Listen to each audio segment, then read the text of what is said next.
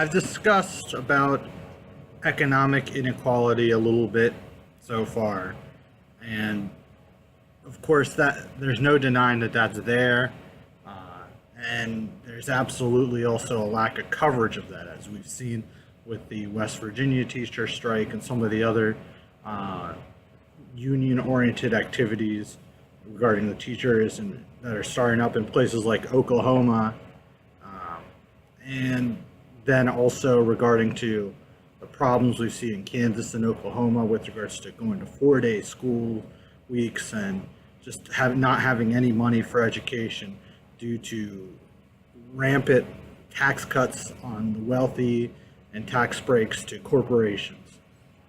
And this is obviously a big thing that cannot be discounted in any way. It's one of the central problems we have with society today. This has also played a role in poor white working class communities with issues including the opioid crisis, which is in part a product of one, economic disparity and poverty, as well as drug companies going in there and pumping in massive amounts of drugs into those places, way more than are needed. And these are things that have to be thought about. They're one of the central problems of society and one of our biggest ails, so to speak. But I wanted to point that out before I get to my main talk, because that shouldn't be forgotten. That is a very legitimate thing. But it's not the only thing. The bottom line is institutional racism and is still a clear and present danger to society, and it has been since the founding of our nation. Now, at the beginning, it manifests itself in the form of slavery and very overt, clear situations there that were very obviously not good. And then you went through civil rights, Jim Crow, a lot of these events. Nowadays, until recently, it's been a lot more subtle. It's been more hidden, and which has led to a lot of people to argue, oh, things are just perfect, everything's great. There's no more racism. It's even brought up this idea of reverse racism. To me, has always seemed ridiculous, because racism is racism. Bigotry is bigotry. You shouldn't reverse racism. What the hell is that? That's just a made-up term. And a lot of the things I'm going to be talking about today might be more obvious now in the age of Trump, but they've been there. And it's not just Trump peddling a lot of this stuff. A lot of times it's the general Republican Party and the conservative movement. It's the media, the mainstream media. And even in some cases, it's the acquiescence and cowardice of some Democrats. So to give a few examples, when we think about the victims of police brutality, so often the first thing you hear about when it's a younger black man, they want to talk about their criminal record or what they could have been doing, looking to justify why that person was shot and killed, and that always bothered me. I mean, even if they talk about stealing, a little bit of food, or they talk about vandalism, and then they use that almost as a way to subtly say that what the policeman did was acceptable. And then you go to the flip side, what happens with a lot of these terrorists, but not in the traditional term, but a lot of these killers who are white, such as Dylan Roof or the Parkland shooter. And they seem to get this coverage of being, I saw in even places like the New York Times, they say, oh, he was just a nerdy kid. He was a loner. They give excuses to say, oh, this is not a bad kid or anything. Now, if that guy is a Muslim, they're not asking those kind of questions. They're just saying he's a terrorist, okay? So terrorism shouldn't be something that matters in terms of race. Shouldn't matter in terms of religion. There are, good and bad people in all races and religions, and we need to get rid of this type of bias. This type of coverage will reinforce a lot of these stereotypes and generalizations, okay? And that's ridiculous. I think the recent shooting in Sacramento, where police there suspected that a young African-American man named Stephon Clark had been committing basically petty vandalism. So they chase him to his grandmother's backyard and shoot him in cold blood in his grandmother's backyard. Now they claim that he had a gun on him. Turns out it wasn't a gun. Then they said it was some sort of crowbar or some shit like that. It wasn't that. It was a cell phone. And he has back turned. They said, oh no. You see the video, it's very clear. The guy had his back turned, and we've seen the same old story. They're just gonna shoot you. The guy's on the ground like in Alton Sterling. The guy said, this is openly, I have a licensed gun, as case of Philando Castillo. Story after story after story. What they did to Freddie Gray in Baltimore.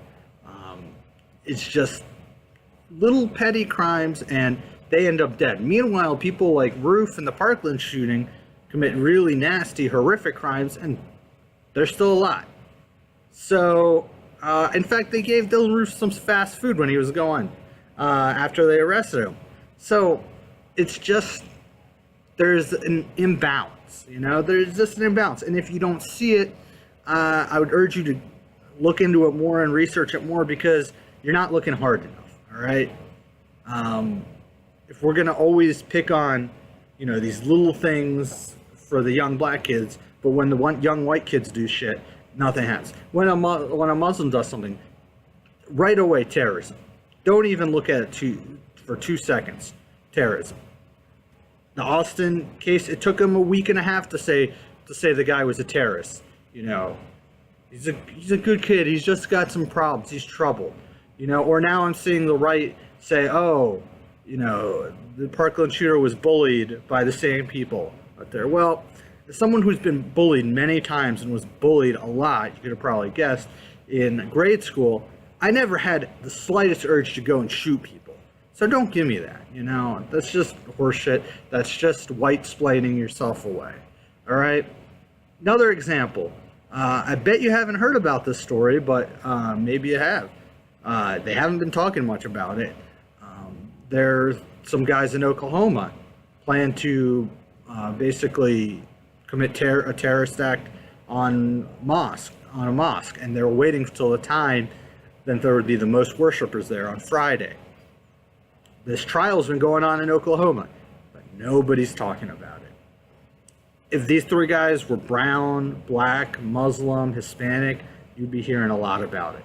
It's just what we've seen time and time again with coverage in the media. And just like we have an economic issue, like the teachers' strike in West Virginia, it involves poor teachers who are barely getting enough pay to live and having to work other jobs. These type of stories, the media just doesn't want to cover. They don't want to cover anything that's talking about the lower classes or, groups like this. So now, moving from media to the local police institutions and other government institutions. Looking at a recent case involving Alton Sterling in Louisiana, but you could apply this to myriads of other cases. What happens? Sometimes you get a video right away, but you may not get the best angles. So in this case, they decided not to charge him. This is the Attorney General, local DA, decided they were not going to charge the police officer who killed him. And then right after they decide not to file charges, they released this video, which looks very damning, and then they proceed to fire the guy who killed the police officer who killed the guy. So the implication being, this guy did something wrong, but we didn't want to charge him. And there's a lot of cases like that where DAs are not really helping the victims, but they're in fact helping the police officer. And it's logical when you think about it that this would happen, because a lot of these DAs are working back and forth with the police officers They have good relations with police unions. In some cases, like what we saw in Sacramento, they're actually giving money to the DA's campaigns. So naturally, they're gonna cut them some slack, and if they have to fire him, they'll fire him. But this guy will probably find a job somewhere else, and he'll probably fuck some other poor guy up. And before I go any further, my point isn't that all police are bad or anything like that. I know police officers are, a lot of them are really good folk, and like I said about different groups of races and stuff, you have some good, some bad. Police are a little different, as it's not a race or a religion, it's an occupation. And I would say that it seems like there is a problem in the culture and the training as a whole. There's a little bit of a shoot first mentality, you know? I respect that, you know, this is a very dangerous field, that you're putting your life on the line, and it's not something I would personally do. It's something I shouldn't do either, honestly. You know, it takes a certain person to be able to do that. But it seems like the training is saying, you know, the slightest hint of anything, just start shooting, then we can ask questions later. We can't figure out the situation. We can't do de-escalation or anything like that, unless it involves, you know, some ranchers in the Northwest. You know, then we can give them as much patience as possible and only shoot them when they're shooting at us. So again, this is not a good way of doing it. This is not a problem. There's a lack of accountability there, because they know that they're going to get away with it probably. Very rarely does the police officer actually get in trouble. Even in the cases that are very obvious, where the guy's running away and they still shoot him, still doesn't happen. One of the few times, I think up in Minnesota, the cop was actually was fired and charged. Was even that time it was a Somalian cop, and it was a white Australian tourist. Now that was the correct way to handle it. That cop should have been charged, but there's, again, that's just further sign that there is a racial inconsistency there. And then when you look at things like in Houston, Michael Bennett, and I'm jumping around a bit, but there's a lot of different examples, who was an NFL player and very outspoken, one of the more socially active ones, very critical of police brutality. He was recently charged with a very suspicious, assault charge. They said he ran into a 66-year-old paraplegic woman who was working security, which in itself is a little odd, why an elderly paraplegic woman is working security. But this was from not this past Super Bowl, the prior Super Bowl. So it's in 18 months. They have no video. They have nothing. All of a sudden, they brought this out. And it just, you know, the whole thing seems really weird. And there are videos of him on the field fine. They're like, we couldn't find him. He was there giving interviews. You could have found him. So everything about that situation is weird. And right away, the cops are like, the chief's like, oh, this is a guy with low morals. He's not a good guy. He doesn't have good morals. Yet, when, again, let's contrast again to the Austin terrorist. He's a nerdy. He's a good kid. He just went awry. So this is, again, a sign of just we're holding, you know, one race different from the other. And this is a relic of what's happened in the past. And some people have gotten more open with it with Trump, but this is not all related to Trump. And final example I want to talk about is even with the Parkland students, and to a lot of their credit, they've been trying to bring this stuff up, and during the March for Our Lives protest, they brought it up a lot, that this is not just a school issue, this should be an issue in the inner cities and everywhere, and they brought up kids from Chicago and other places to talk about it. The gun issue is not just a school issue. It's an everywhere issue for a lot of these kids. So this is not meant to be a diss at them. This is more meant to be a diss on the system and society's mentality. But I don't know if you heard about this. This wasn't covered that much either. But Parkland has a fairly sizable African-American minority, and they actually had a press conference recently to talk about some of the issues that they had that deviated. And even myself, I'm not that well versed in it. I haven't got a chance, but some of the things they talked about is, while a lot of students had been saying that's good that there are more police now there, the African American kids don't feel safer because those police are more likely to, give them problems. They're more likely to end up shooting them ultimately. So they are also concerned. So I don't have all the answers, but there are a lot of things we need to look at with this issue. And one is, we need to have cops change the culture. There needs to be better communication. There need to be better DAs. And one thing I saw a group, Real Justice PAC, actually is putting up and supporting DAs against some of these DAs who are too close to the cops and not really fair, that they're going to be more fair. One example that we've seen of one that's already won is Larry Krasner in Philly, who is now putting in a lot of reforms trying to stop things like cash bail, trying to stop things like petty drug offenses, and also trying to be more fair, trying to avoid. And I imagine if anything happens in Philly, he'll be very fast to act. Now, the cops and the police unions there have gotten really pissed off about it, but they're going to have to get used to it, all right? It's not about demonizing cops at the end of the day. It's really not. It's just trying to have a better society, a better way of doing things, and everyone just needs to do better. So, and that includes the cops. We can't keep looking at cops as being perfect, okay? They need to fix their tactics, all right? Their tactics right now, up till now, haven't been working because we have an epidemic. And to make matters worse, we now have a federal government that's not going to intervene or help at all. If a white woman in San Francisco gets killed by an illegal alien, Trump's on there, he's going to have federal charges and everything. But if something happens all in Sterling, not far away, to Stephon Clark, so many I can't keep track, it's terrible.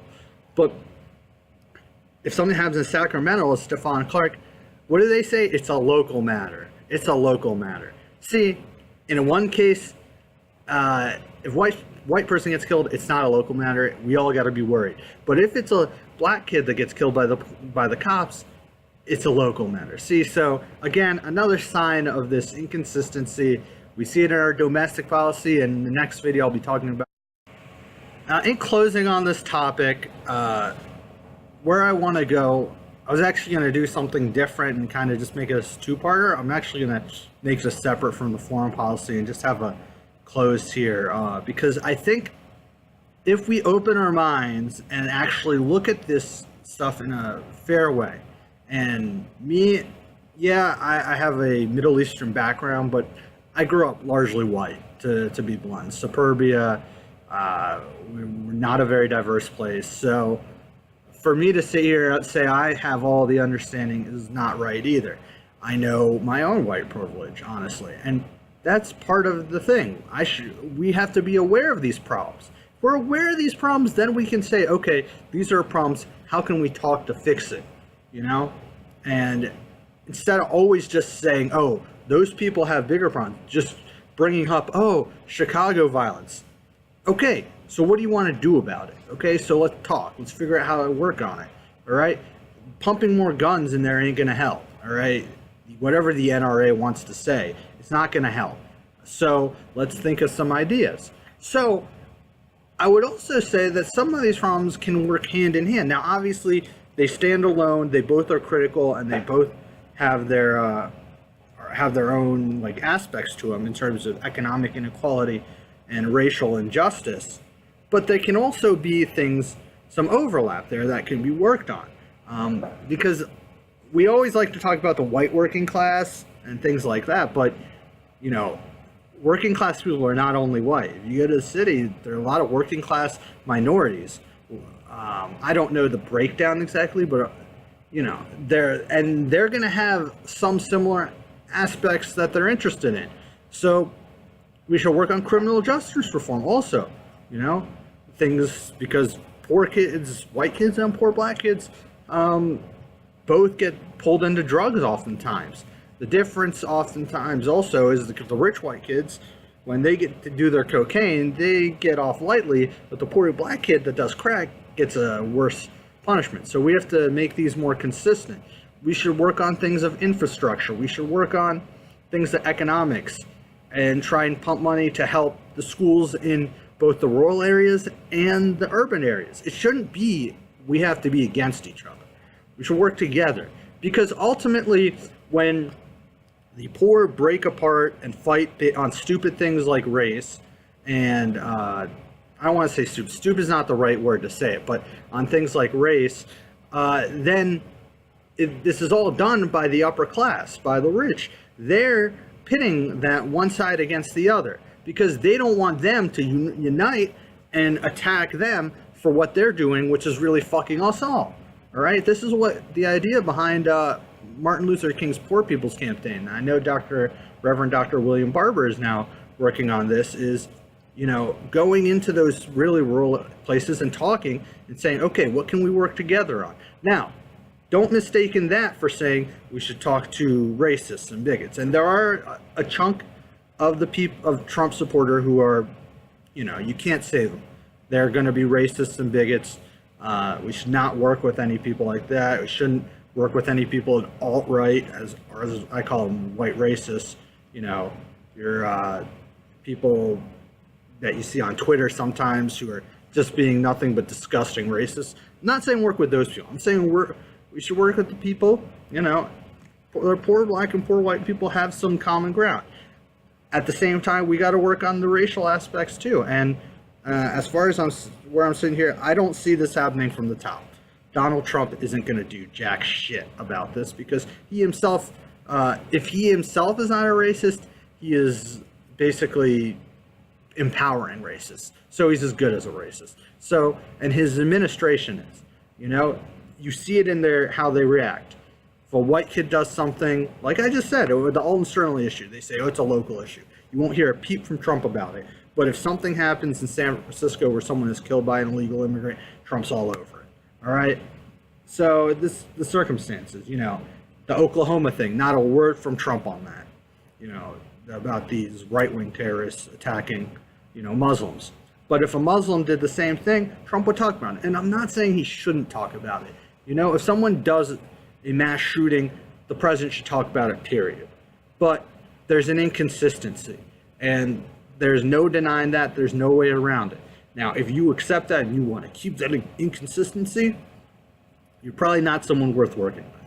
But there are people who just want to get food on the table to help their kids, and those people can unite. And you know, if they unite, that would be the biggest fucking disaster for the Sheldon Adelsons and a lot of these really rich folk, the Koch brothers, these fuckers. They would pay the price, because then they could not get, no matter how much money they put into their elected officials, they wouldn't win, because, you know, people's candidates would come into play. I went a little long on that, but these are important issues, and it's just important that we have to look within ourselves, within our society, and see where we're coming up short and where we can improve, and there's nothing wrong with that. I mean, that's how you become a more perfect union. Thanks, and until next time, have a good day.